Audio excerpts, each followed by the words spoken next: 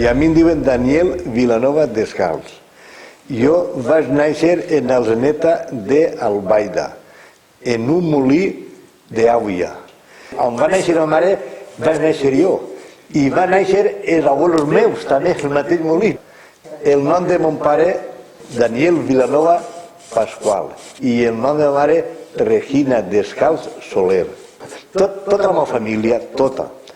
Per part de la mare, tots moliners. Per part de mon pare, tots moliners.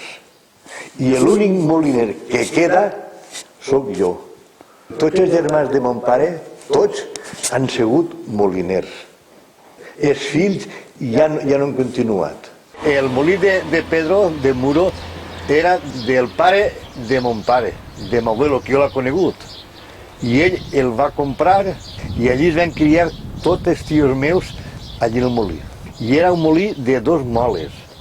Un cub que tenia 25 metres, molt alt, i en tots anaven eixint 2 xorraors. Un poc més per amunt del molí de Pedro hi havia un altre molí, que es diu el molí de Cela. I aquest molí també molia de la mateixa àvia, del riu d'Agres. I m'abuelo el va comprar per donar-li més àvia al molí de Pedro. El molí aquell l'ha vist en marxa també, quan era xicotet. Les moles que tinc jo sí eren d'allí.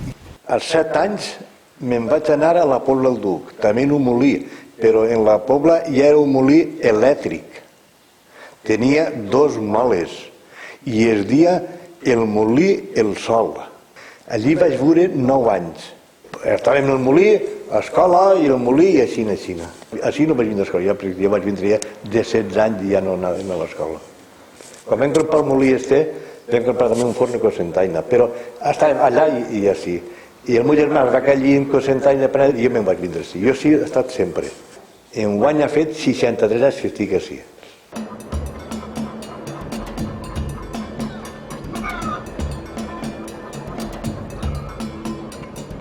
Este molí, on està el molí, antes de ser molí, era un mas. I resulta que l'amo de la masia es va morir. I van dir que vendre la finca esta. I van posar fàbrica d'aiguardent per l'àvia, per el dret de l'àvia, perquè l'àvia era per netejar les màquines i tota la manera. I així fent aiguardent. Pues quan els meus pares ho van comprar, allà era fàbrica de licor, però els meus pares, com ho volien per viure, ho van modificar un poquetet. Al entrar a l'esquerra vam fer un pou per treure l'àvia i a la part de baix hi havia un local gran que tenia els animals. I d'enfront hi havia una escaleta que pujàvem dalt, que passa a la sèquia, i vam fer una finestra allí per poder llevar ma mare. I baix allí en el carro, on és ara el local que entres, estava una llar. Hi havia una llar gran i una cuina gran, el que hi havia antes en els masos. Sí, era fet a compte un mas, perquè antes, com entre que no hi havia llum i les cases un poquet apartades del poble, perquè ni estava el vincle que diem, estava allà dins, i dalt estava Garín al costat. Nosaltres li ho vam vendre al tio Vitoriano, i ell ja va muntar el molí farina.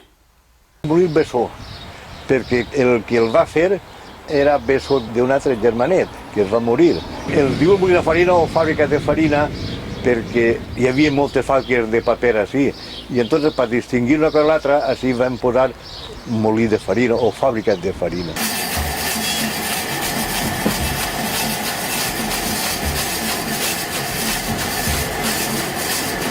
Les pedres les van portar de Vilafranquesa i les portarien així en 1932. Perquè en 1931 en la finca van fer el molí, que ho posa en l'escriptura que tinc. Perquè este molí es va construir en 3 o 4 etapes. No va ser el taller que vas començar, va acabar el molí. No, vas començar una casa a construir-lo i va acabar una altra. I van estar 3 anys per acabar-lo. La madera normalment és de pi, vam dir a mi que era pi d'Holanda, perquè hi ha madera que no es corca. I el piso, tot el piso és de madera de movila. N'hi ha màquines que d'ací, què diria jo, meus 100 anys estaran igual. perquè és madera bona. I tots els dipòsits són de madera perquè absorbiren la poqueta humitat que tenia el blat. Es va demanar a l'Estat que l'autoritzaren i es va autoritzar, perquè estava distants des de les fàbriques a 20 quilòmetres.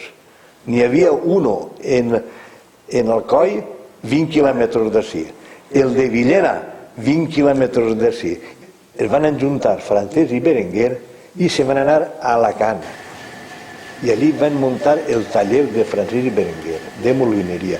I este molí està muntat algunes màquines per ells, però eren d'ací de Banyeres. I Fermín, l'abuelo de Fermín, feia les casboletes. Jo els dic sempre pualets, perquè són pualets. La corona de dalt és catalina i són madera de carrasca. I la corona, que és la xicoteta, és ferro. Perquè si fos tot ferro, quan anava del poble sentiria el ruïdo.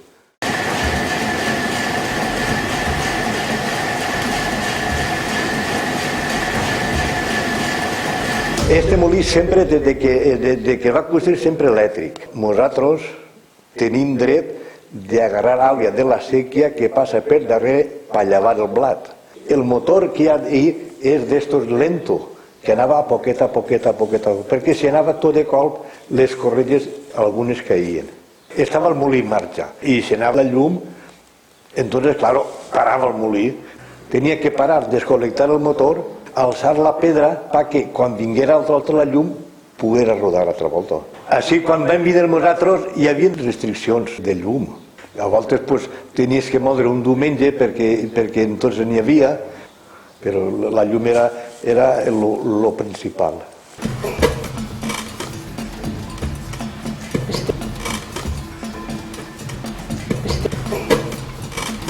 Unes pedres pa pienso i l'altra pedra pa blat, pel consum humà.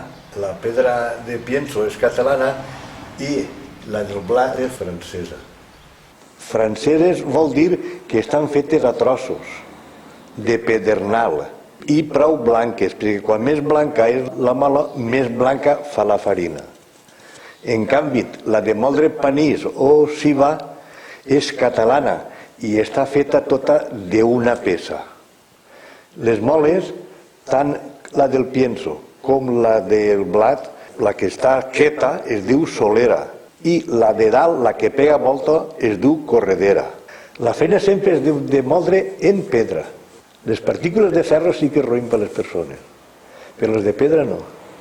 Les moles anaven en uns carros especials, com si foren galeres, i les portaven d'altres molins que potser estaven derruïts així. Estes d'ací les vam portar en carro de Vilafranquesa i les altres que en tinc dins ja les vam portar en un camionet. N'hi ha molts molins que són de cubo i altres són de rampa. El molí, per exemple, d'on tenien és de rampa, perquè no hi ha sal i com així no hi ha res de sal, doncs no pot haver aigua.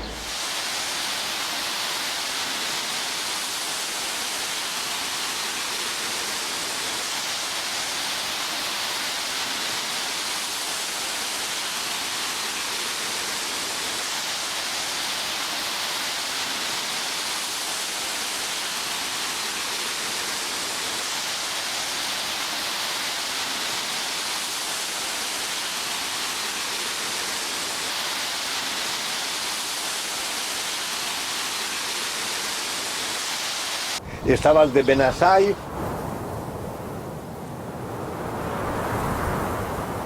estava el de Xerene,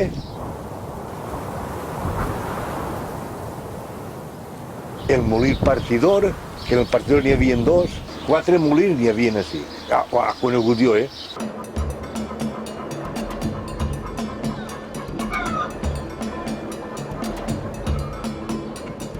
En 1953, mon pare va comprar este molí que estem així, en Banyeres de Mariola. En 1950 vam vindre mon pare i mare al molí i es van quedar enamorats. L'amo, el Vitoriano, es va demanar 800.000 pessetes. 1950. I com? Com? On estaven? Impossible de comprar-lo. I este senyor el va arrendar. 2 anys, crec que estaria, 2 o 3 anys. I després, claro, va rebaixar de preu. I és quan el van comprar. En 1953.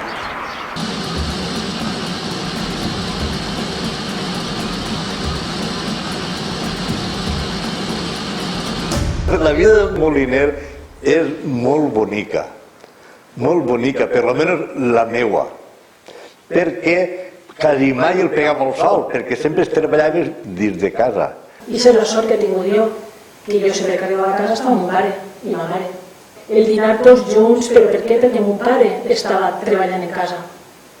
I el teníem que equilibrar 1, 2, 3 voltes perquè ell estava treballant. Teníem la taula a parar i ell estava treballant. Treballava de dia, però si es presentava treballar alguna nit, també es treballava, no era seguit. Aunque es treballava millor, perquè no el destorbava ningú.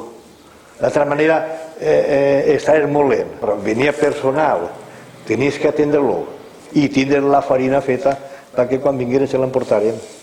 Al final el moliner és un sentiment, és una manera de viure i una manera d'entendre la vida.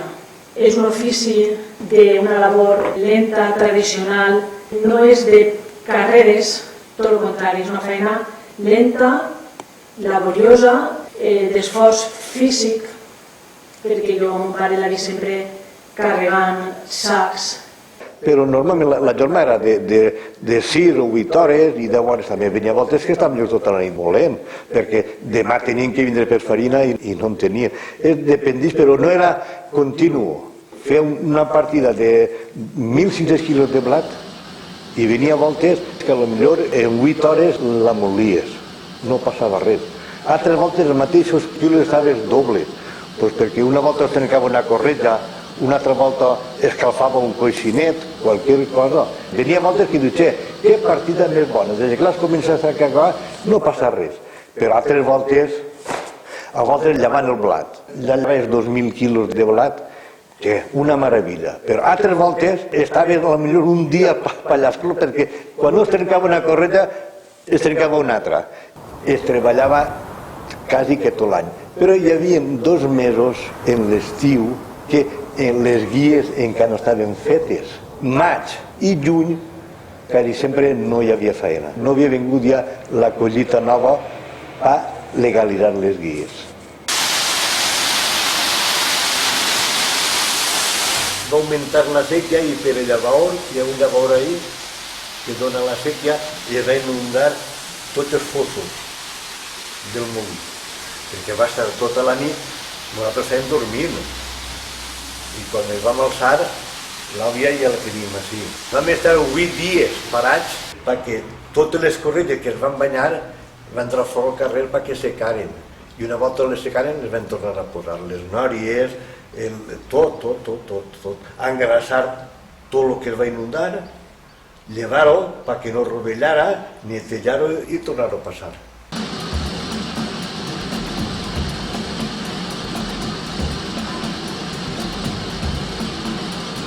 No, el blat és que n'hi havia de moltes classes, n'hi havia Manitoba, n'hi havia Rojal, n'hi havia Blanqueta, n'hi havia Ardito, però normalment per així era tot fartó.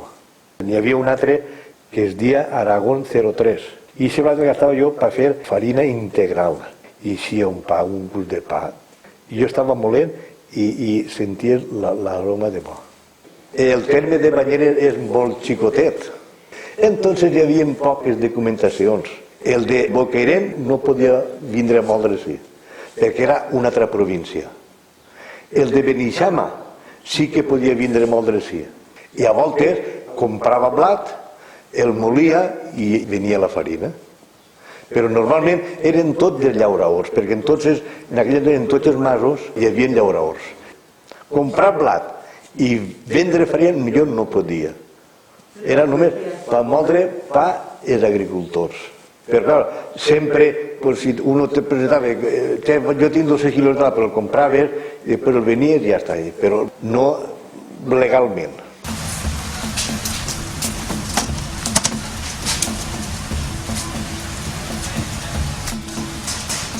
venien així a moldre i igual venien en carros que en mulos, que en burros, en tota classe d'animals. Portaven el gra i els animals el nigaven ahir, perquè a voltes portaven el burro i no el nigaven i quan eixia l'amo del burro, el burro ja se n'havia anat. Així venia a voltes que n'hi havia 6. Igual portaven blat, que si va, ja aneu pel molí. Les nòries van des de baix a la teulà, Aquestes són les que estaven baix i van des de baix fins a dalt. Quan més altes, més caiguda tenen. Mare la tarara Pepicó plorava perquè el cap Xirulo no li s'empinava. La tarara sí, la tarara no, la tarara mare que la va jo. Esta màquina es diu tarara. La primera màquina que anava al blat és esta. Hi ha ahí 3 garbells per netejar el blat. Les grances, el blat xicotet, la terra, així caia el capoll, i d'ací, una volta estava així, i ja passava a una altra màquina, que és la despuntadora. Ahí es despuntava el blat. La tela esta que hi ha, que és per fora, està feta de fora cap a dins, perquè quan el blat passa per ahí, el desforra, el neteja. Dins està aspre, perquè el blat es quedarà més net. Sandel, de València. Baix eren de Francesc i Berenguer i estos és de Sandel, encara més antigues que els de Banyeres. La destinadora servits per llevar les pedres vives al blat. Les pedres vives són les que passen per l'àvia i no es desfan, una pedra viva. I aquesta màquina, per mig de 4 carrers que té, llevava totes les pedres vives. Ja tenim el blat net per via seca. I d'ahir passava a la llevadora. Ahir entrava l'àvia de la sèquia. I hi havia com fora un pouer que es coneix encara. I d'ahir agarrava l'àvia per llevar el blat. Puc agarrar l'àvia de la sèquia, usar-la i tornar-la, no consumir-la. I la tornava a la sèquia bruta, de la brutia del blat, perquè venia voltes que el blat tenia tissó, carbó. Entonces l'àvia eixia negra, dipòsits d'espera, perquè el blat estigui ahí 12 hores. Hi ha un dipòsit que cabien 6.000 quilos de blat. Quan jo el destapava, tenia que caure a poquet, perquè si caia de colp, es quedava apelmassat. L'altra manera tenia que caure a poquet perquè quan caiguera tot estiguera esponjat. El blat caia ahí i ahí tenia com si fos una piràmide i entonces ahí s'estrellava perquè apegat al blat sempre quedava brutea i ahí antes de que el satinava es desfeia. El poquet que tenia agarrat es llevava del blat. Mira, que cosa. Això és la satinadora. Però mira quina tela, Fixeu-se en aquesta tela, lo ben feta que està. I també tenia el recol·lector, perquè això sempre feia pols. I entonces això era una aspiració que anava tot al dipòsit. Això tindrà, si fa 80 anys que està el molí fet, potser tindrà 85 o 90 anys que està fet la maquinària aquesta. Pues encara pot durar 90 anys més. Que d'ací ja passava ahí. Perquè aquest dipòsit era per la mola. Ahí estaven els imants. En quan pujava jo ahí a veure si hi havia algun ferrer o alguna coseta i llevava. Aquestes moles de blat peguen 80 o 90 voltes per minut. I la de moldre panís i ceba pegaven 120 voltes al minut. Esta tenia que anar més espaiet perquè la farina no escalfara, perquè si eixia calenta de la pedra no valia. La calentoriça es menjava el bot de la farina. Hi havia un campanillo. Era un cordell que eixia de l'engronça i al final tenia unes llandetes. I tu agarraves aquest cordell i quan abocaves el blat o la ceba les tacaves dins i omplies l'engronça. Tu estaves molent i per saber que quedava poc gra, allò caia damunt de la mola i feia ruïdo les llandes Y entonces el moliner sabia que quedava molt poquet de gra en l'engronsa. En un molí d'àvia això tarda menys 2 i 3 hores, perquè en un molí d'àvia es molia molt poquet. A lo millor molies en una hora, que diria jo, pues 30 quilos. No és com així, que molies 150 quilos o 200 quilos, diferent. Si es quedava la pedra sense gra, hi havia perill d'encendre's. Tocar pedra contra pedra, entonces s'encenia. En aquella d'allà, jo he vist, en vez de caure farina, una llengua de foc, perquè va pillar un ferro, la mola. Una llengua de foc que ho ha vist allí. El cilindre molia per un costat les més grossetes i per l'altre les més finetes, 4 rodillos de ferro, i pujava altra volta a dalt, que a cada passar del cilindre anava un torn. I aquests torns també fan la mateixa missió que este. Un torn per una passada i l'altre torn per l'altra passada. El torn o el cerniut està tot de tela. Ara l'estela jo el vaig llevar perquè no s'havien podrit ahir. Quan es molia blat es feia tot integral i entonces es treia el segó, que era l'envoltori més gran del blat, les quartes i les sèmoles. El segó més gran ja anava al sac complet. La farina anava ja al dipòsit.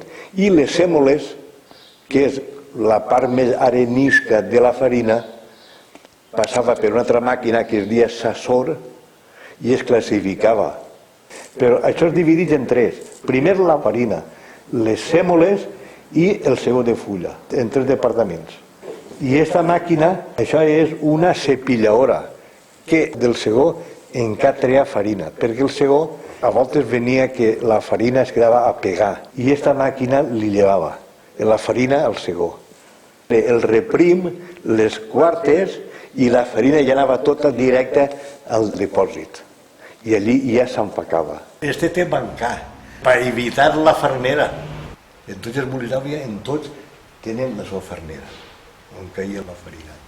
Llevat de la que feia per llauradors, també feia una classe de farina per fer pastes. Entonces hi rotllers molt bons. De Beneixama venien molt, hi havia persones que es dedicaven a fer rotllets i d'ací de Banyeres també tenien que decidir per la farina, perquè era feina fluixa, que no tenia força. I a més, jo s'hi n'ha fet mils i mils i mils de quilos per fer xurros. Tenia que ser farina que no tinguera gens de gluten, que tinguera almidó.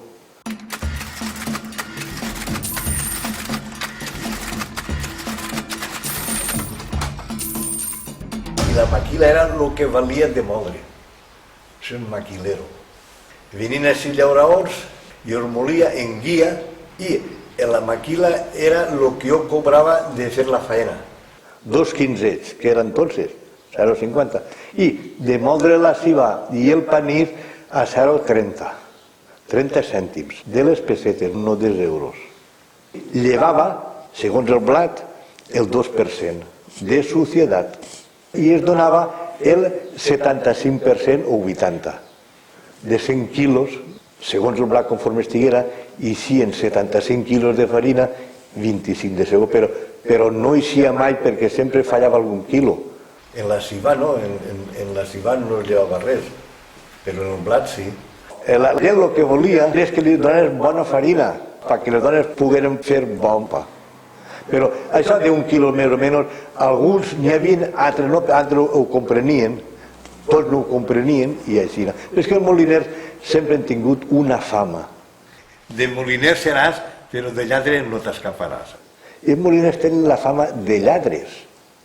Però jo he conegut molts moliners i ningú s'ha fet ric. Ha treballat, ha criat una família, ha donat el que ha pogut i ja està.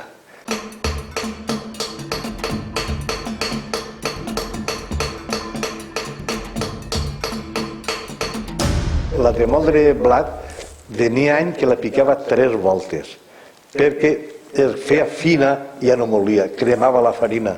I la farina, si es crema, ja no vol res. Té que ser que estigui la mola àspera, perquè talle, o que molt menys. Quan més es pica, més mol. Tenies que portar guants i bones ulleres. Al picar, com és pedra de foc i sin xispes, perquè la pedra francesa és molt dura. Sin embargo, la catalana, la pedra és més blaneta, perquè jo picava, eixia arena al picar, entonces, en quan l'agranaves per veure-ho, ja es començava a altra volta i ho fes en aquesta granereta. Això està fet en l'Alcúdia de Crespins, és on estaven els granerers. Em vaig comprar una grossa, 144 graneretes, que me'n queda alguna. Això ja no ho fan guai. I està feta d'ullols. Margalló és unes palmeretes que hi ha per les serres. Això és una canya, es diu carrassa. La carrassa servia per anivellar la pedra solera.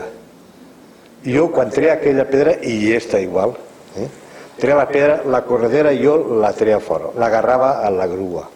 I, en vez de la pedra, posava esta canya, agarrar per l'eix. I tenia que haver dues persones, un baix rodant i l'altre dalt. I això pegava la volta, això anava rodant, com si fos la mola, rodant.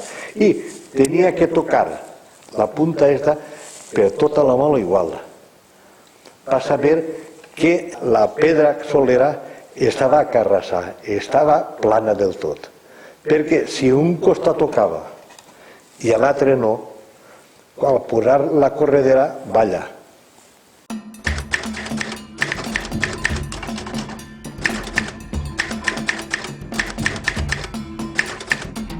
Tots els mesos tenia que fer un parte per dir el que es molia.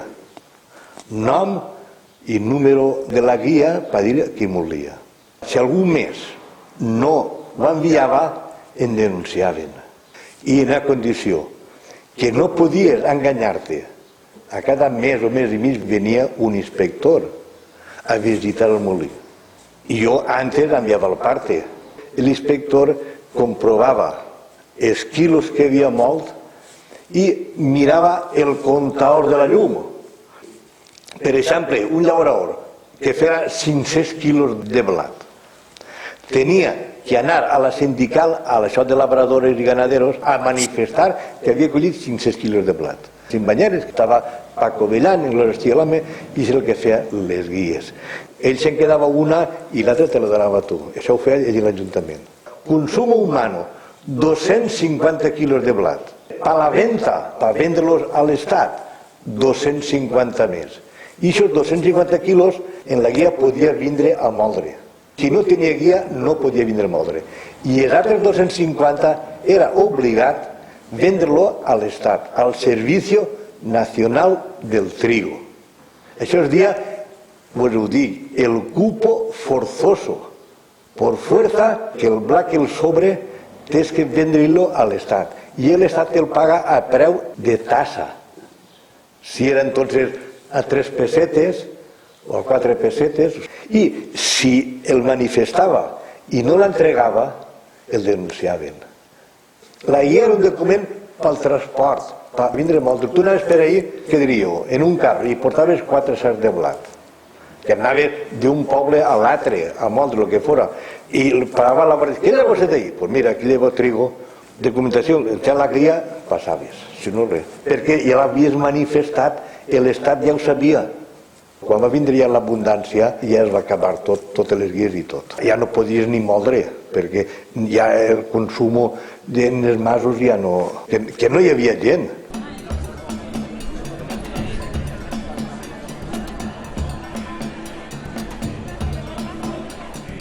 L'estrapelo és treballar fora de llei.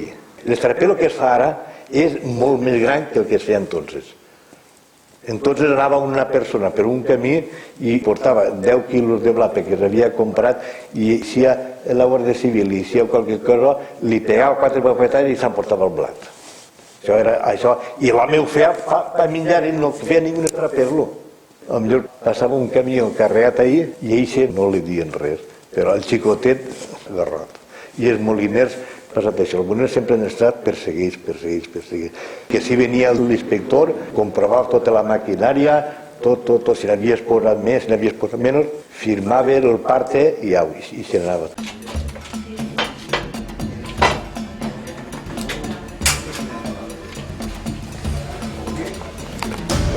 pare, i tant mon pare com ma mare, quan venien les vacacions del col·le, pues aprofitaven per nosaltres perquè s'ajudàvem, que és quan es netejava profundament El molí. el molí.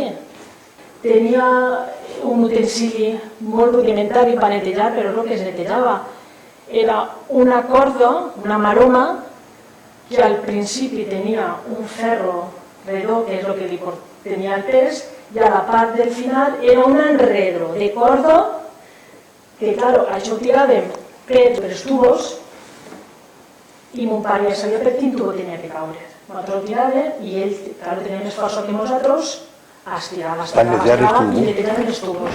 Ara també aprofito jo, en el meu estiu de vacances de la feina, el netejar, el mantenir-lo en condicions. S'ha mantès per el sentiment de lo que han viscut, de conforme s'han criat, i és que inclús quan eixim de viatge localitzem els molins. En seguida. És que ho portem ahí dins, en una paraula. Els localitzem. Van vindre uns cosins que volien veure el molí, ells també són de la part de Vilanova, tenen un molí en Alcalà, en la vall d'Alcalà, però volien, clar, aquell està pràcticament derruït. Sols queden les moles i alguna maquinària, però molt poquet. Clar, van vindre i van disfrutar de veure conforme estava.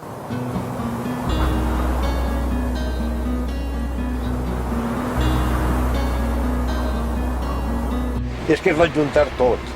Es parat perquè el meu fill tenia al·lèrgia a la pols i entonces tenia que parar-lo.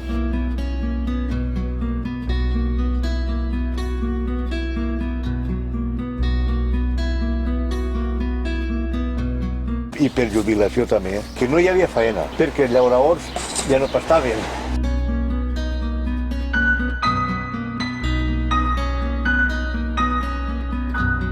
Clar que es podria posar en marxa, però jo no el tinc que posar ja. I els que vinguen darrere, segur que tampoc. No puc posar-lo en marxa.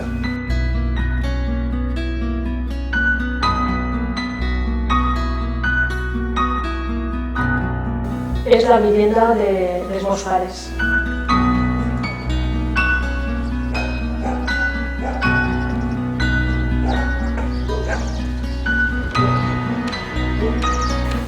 Mentre siguen els meus pares es volen eixir i entrar. No es molesta, tot el contrari, els encanta el que tinga la gent i pregunti. Mon pare ja ho ha comprovat que...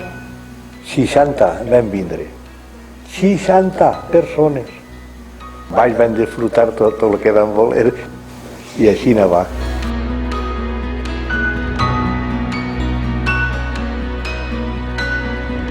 Està obert a tot el que vulgui veure-lo, però ja donar-li un altre ús, tant el meu germà té la seva feina, jo tinc la meva i mon pare està jubilat.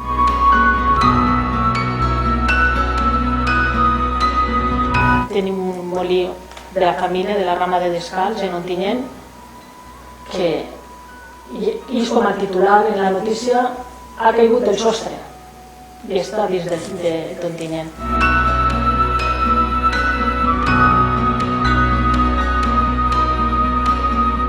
I clar, el futur del molí és madera, i la madera per el temps Se'n va. se va. Està clar. Jo tinc observat que sols queden les pedres.